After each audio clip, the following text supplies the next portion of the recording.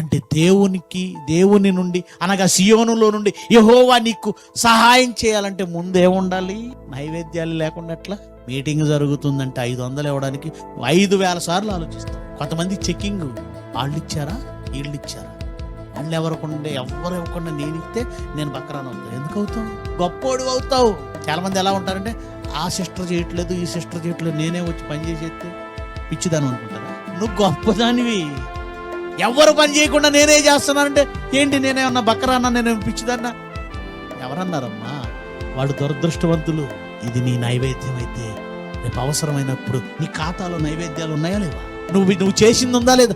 అది ఉందనుకో, నీకు కష్టం వచ్చినప్పుడు ఆపత్కాలం ముందు యెహోవా పరిశుద్ధ స్థలంలో నుండి సహాయం చేస్తాడు. అది మర్చిపోయావేంటి తల్లి? అది మర్చిపోయావేంటి? గనక 10 మందిని సంపాదించుకోవాలి, 4 సంపాదించుకోవాలి. చాలా మంది మాట్లాడుతుంటారు, ఇది ఫలానా వాడితో అవసరత ఉంది అనుకుంటే మనుషులు